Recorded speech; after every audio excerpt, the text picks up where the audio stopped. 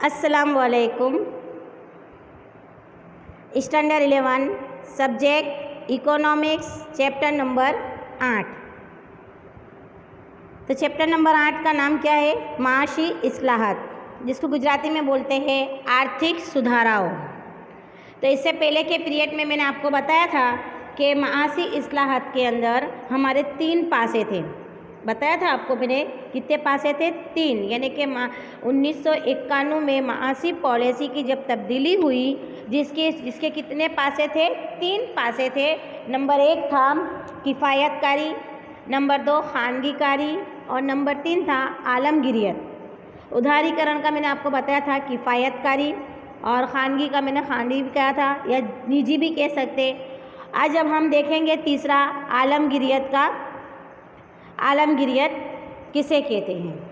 اس کا تیسرا پاسا تھا۔ تو عالمگیریت یعنی ملک کی معاشیات کو دنیا کے معاشیات کے ساتھ زیادہ سے زیادہ جوڑنے کا عمل، جس کو ہم کیا کہیں گے؟ عالمگیریت۔ تو عالمگیریت یعنی کیا؟ تو عالمگیریت یعنی ملک کی معاشیات کو دنیا کے معاشیات کے ساتھ زیادہ سے زیادہ جوڑنے کے عمل کو عالمگیریت کہتے ہیں۔ کیا کہتے ہیں؟ عالمگیریت۔ اب عالمگیریت میں ملک دنیا کے ملکوں کے ساتھ معاشی تعلقات بڑھا کر جو بھی ملک کی معاشیات پر رکھے ہوئے قابو کو بالترتیب کم کرتا ہے اور خود پر انحصار رہنے کی سمت میں بتاتا ہے۔ عالمگیریت کے ایک اہم معاملات ہے درآمد اور برآمد کا اجازت کا طریقہ۔ تو اجازت کا طریقہ آسان بنا دیا۔ روپیوں کی دیگر ملکوں کے روپیوں کے ساتھ جو لین دین کی شرح ہوتی تھی اس کو بالترتیب آزاد کر کے جو زر مبادلہ ہے اس کی خریدی فروخت کو آسان بنایا گیا۔ ملک کی معاشیات میں براہ راست جو غیر ملکی سرمایہ کاری آتی تھی اس کو آسان بنا دیا، یعنی کہ سرل بنا دیا۔ اس کے علاوہ ملک کی معاشیات میں براہ راست غیر ملکی سرمایہ کاری کو مکت کیا، یعنی کہ آزاد کیا، اور ملک کے جو صنعت کاروں کو سرمایہ کاروں کو دیگر ملکوں کے ساتھ لین دین کرنے کی آزادی مل گئی۔ حکومت نے ملک کے دیگر ملکوں کے پیداوار کار سرمایہ کاروں کے لیے پھر بہترین پالیسی کو عمل میں لایا اور دیگر ملکوں کے ساتھ تہذیبی اور سماجی تعلقات کو آسانی بنا دیا۔ تو یہ کیا تھا ہمارا؟ عالمگیریت۔ اب عالمگیریت کے دیکھیں گے کہ بھارت میں عالمگیریت کا عمل کیسا تھا۔ تو بین الاقوامی جو سرمایہ کاری کا جو ذخیرہ تھا اس کو زیادہ جو دیوا تھا، جو ترقی پذیر جو دیش جو ملک جو دبے ہوئے تھے، تو وہ وکاست دیشوں نے جو ترقی پذیر دیشوں نے 1951 میں ان کی دفاعی معاشیاتی پالیسی کو بدلنے کا ان کو فرض ہو گیا، اور اس کے لیے بھارت نے بھی اپنے ملک کی صنعتوں کی حفاظت دینے کے لیے اپنی معاشیاتی پالیسی کو آزاد کر کے بین الاقوامی تجارتوں کے ساتھ، یعنی کہ جو غیر ملکی کاروبار ہے اس کی پالیسی کو اس نے کیا کیا؟ قبول کیا، اور بھارت میں عالمگیریت کا عمل شروع ہوا۔ تو بھارت میں کس طرح سے عالمگیریت کا عمل شروع ہوا؟ میں نے پہلے بتایا کہ اس کی تعریف کیا ہے۔ تو عالمگیریت یعنی کہ ایک ملک کی معاشیات کو دنیا کے معاشیات کے ساتھ، یعنی کہ ایک ملک اپنا کاروبار جو کر رہا ہے وہ دنیا کے تمام ملکوں کے ساتھ کاروبار کرنے سے اس کا تعلق بڑھے گا، ایک دوسرے سے جوڑان ہوگی، تو اس کو بولتے ہیں عالمگیریت۔ ایک آسان مثال میں دیتے کہ یعنی عالمگیریت یعنی ملک کی معاشیات کو دنیا کے معاشیات کے ساتھ زیادہ سے زیادہ جوڑنے کا عمل۔ تو اب بھارت کے اندر یہ کب ہوا اس کا عمل کہ بین الاقوامی جو ذخیرہ یعنی کہ جو سرمایہ کا ذخیرہ تھا اس زیادہ سے زیادہ، یعنی کہ اس کو پدیوا ہونے کی وجہ سے جو وکاست یعنی جو ترقی پذیر ملک تھے انہوں میں 1951 میں اپنی دفاعی پالیسی کو بدلنے کی فرض پڑ گیا۔ اب اس کے ساتھ ساتھ بھارت نے بھی اپنے صنعتوں کی جو ملک کی صنعت ہے اس کو حفاظت دینے کے لیے اس نے اپنی پالیسی میں بھی تبدیلی لا کر اس کو آزاد کر کے بین الاقوامی کاروبار کی پالیسی کو اپنایا، اور اس طرح سے ہمارے بھارت میں کیا ہو گیا، عالمگیریت کا عمل شروع ہوا ہے۔ اب اس کے اندر کیا کیا ہوا کہ آیت اور نکاس یعنی کہ درآمد اور برآمد کی جو اجازت پالیسی تھی وہ آسان ہو گئی، یعنی کہ مال جاتا بھی تھا اور مال آتا بھی تھا۔ 1995 میں بھارت میں وشو ویپار یعنی کہ دنیا کا کاروباری تنظیم، اس کو کہیں گے WTO، کیا کہیں گے WTO، ورلڈ ٹریڈ آرگنائزیشن نے اس کے ممبر بنے اور اس کے اصولوں کا پالن بھی کیا۔ کب کیا؟ 1995 میں، 1995 میں بھارت نے کون سی تنظیم کا ممبر بنا؟ WTO۔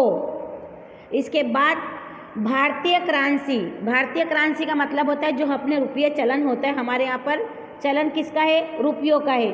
تو جو بھارتیہ کرنسی ہے یعنی کہ اس کے دیگر ملکوں کے ساتھ کرنسی کے ساتھ لین دین کی شرح کو آزاد کیا اور ان کے ساتھ خرید اور فروخت میں بھی کیا کر دیا گیا؟ آسانی کر دی گئی۔ اور اس وقت ہمارے روپیوں کی جو قدر تھی، جو کاروبار کے ذریعے اس کا کیا ہوا؟ تعین ہوا، یعنی کہ اس کو کیا ملی؟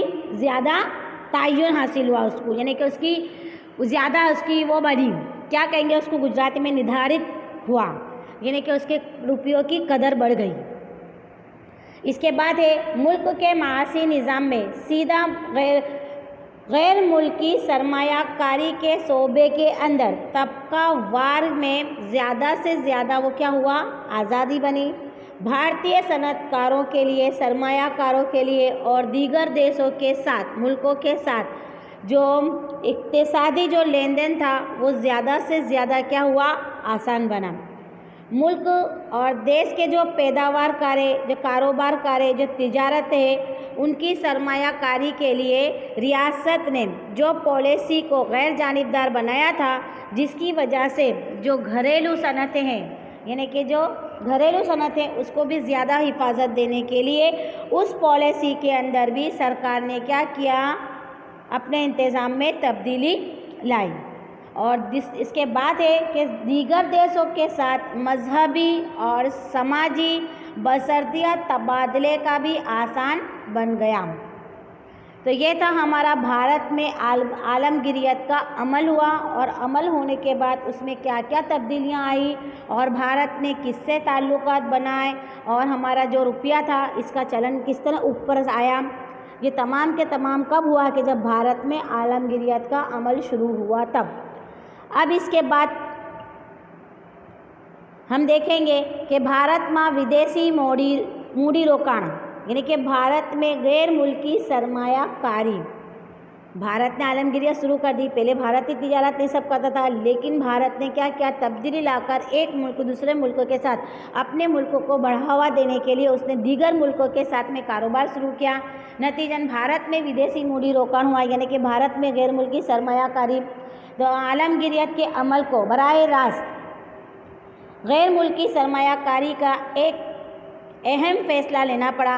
بھارت کی جو کیا ہے معاشیاتی جو سہولت ہے، جو انتظام تھا، وہ ریاست کے ملک کے سرمایہ کاروں کی ضرورت، جیسے کہ صنعتوں کی بنیاد کے لیے جو سرمایہ کاری روکنے کے لیے اشیاء، فی خدمات، ٹیکنالوجی، فی درآمد، یہ تمام کے تمام غیر ملکی سرمایہ کاری کی ضرورت ہم کو۔ اس کے لیے جو غیر ملکی تنظیمیں تھے، جو افراد کے پاس سے ہم جو مدد لیتے تھے، جس کی وجہ سے کیا ہوا کہ غیر ملکی سرمایہ کاری پر قابو تھا۔ 1991 کے بعد ریاست کی جو معاشی جو اصول تھے اس کو تبدیلی کر کے غیر ملکی افراد کے تنظیموں کے ساتھ صنعتوں میں زیادہ سے زیادہ تناسب میں کیا ہوا؟ پیسے کی کیا ہوئی؟ روکان ہوئی، یعنی کہ اس میں سب میں پیسے ڈالے کرنے کی چھوٹ بھی دے دی گئی۔ کب کہ بھارت میں غیر ملکی سرمایہ کاری، لیکن اس سے پہلے کیا ہوا تھا کہ بھارت میں عالمگیریت شروع ہوئی تو بھارت میں غیر ملکی سرمایہ کاری اسٹارٹ ہوئی۔ اب ودیشی موڑی روکانا پرکار ہو، اب غیر ملکی جب اب پیسہ ہم روک رہے ہیں تو غیر ملکی سرمایہ کاری کے لیے پیسہ کس ٹائپ سے ہم روکتے ہیں، یعنی کہ روپے کس طرح سے روکتے ہیں؟ تو غیر ملکی سرمایہ کاری کی دو قسمیں ہیں، یعنی کہ उसको हम 2 बातों से हम उसको समझेंगे। नंबर 1 है कि गैर मुल्की तंजीमों की सरमायाकारी, जिसको हम कहेंगे विदेशी मूडी रोकाण, तो उर्दू में उसको कहेंगे गैर मुल्की तंजीमों की सरमायाकारी। और नंबर 2 है बराह रास्त गैर मुल्की सरमायाकारी, प्रत्यक्ष विदेशी मूडी रोकाण। तो सबसे पहले देखेंगे कि गैर मुल्की तंजीमों की सरमायाकारी क्या है।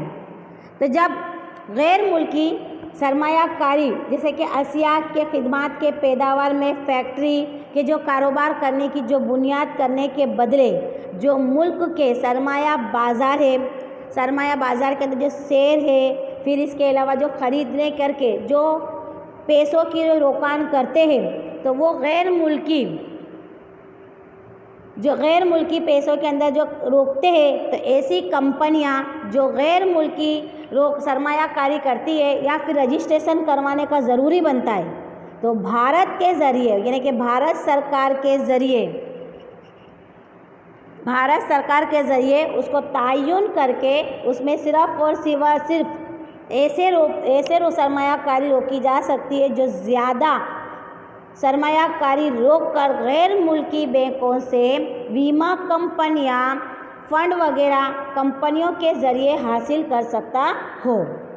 अब गैर मुल्की कंपनियां जैसे कि तेज़ी से रफ्तार से शेयर बाज़ार के अंदर क्या करती है, सरमाए को डालती है और तेज़ी से वापस भी खींच लेती है, और देश के मासियात के अंदर जो होता है वो क्या आ जाता है, जोखिम में भी आ जाता है। इसके बाद जो दूसरा है प्रत्यक्ष विदेशी मूडी रोकाण, यानी कि बराह रास्त गैर मुल्की सरमायाकारी किस तरह से होती है।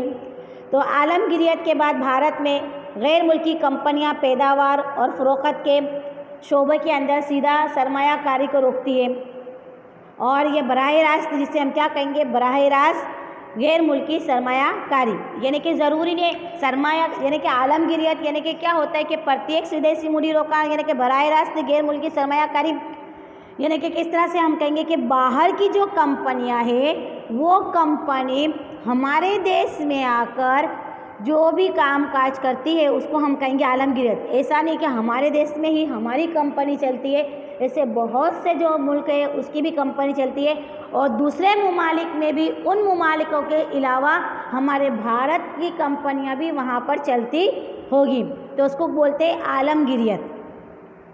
अब जब गैर मुल्की अफराद या तंजीमें कंपनियां मुल्क के मासियात में अशिया के खिदमात के पैदावार की जो फ़रोख्त के शोबे में सीधा जो सरमायाकारी रोकती है उसे हम क्या कहते हैं, बराह रास्त गैर मुल्की सरमायाकारी कहते हैं। तो यहाँ पर कौन कौन सी है कंपनियाँ, फैक्ट्री, सनतों के कारोबार उसको खुद बुनियाद करती है और सीधी क्या करती है, हिस्सा कर देती है यानी कि भागीदारी करती है और मैनेजमेंट में काबू हासिल करती है। तो यहाँ तक का मैंने आपको समझाया, क्या समझाया, 3 पॉइंट जो थे मैंने आपको समझाए, और समझाने के बाद क्या बताया कि भारत में आलमगीरियत का अमल समझाया, उसके पॉइंट समझाए। इसके बाद मैंने आपको समझाया कि भारत के अंदर जब आलमगीरियत आई तो भारत में गैर मुल्की सरमायाकारी भी हुई। अब गैर मुल्की सरमायाकारी को समझने के लिए हमने कितनी बातें समझी, 2 बातें समझी। एक थी गैर मुल्की तंजीमों की सरमायाकारी और दूसरी थी बराह रास्त गैर मुल्की सरमायाकारी। अब इसके बाद हम नेक्स्ट पीरियड में देखेंगे कि गैर मुल्की यानी कि बराह रास्त गैर मुल्की सरमायाकारी की शक्लें कितनी हैं। तो अभी फ़िलहाल हमने गैर मुल्की सरमायाकारी की किस्में को समझने के लिए कितनी बातों पर ध्यान दिया, 2 बातों पर ध्यान दिया। एक था गैर मुल्की तंजीम की सरमायाकारी और दूसरा था बराह रास्त गैर मुल्की सरमायाकारी। अब हम नेक्स्ट पीरियड में इसके क्या देखेंगे, इसकी शक्लें देखेंगे। इसकी शक्ल देखने के बाद उसके हम 4 पॉइंट भी देखेंगे।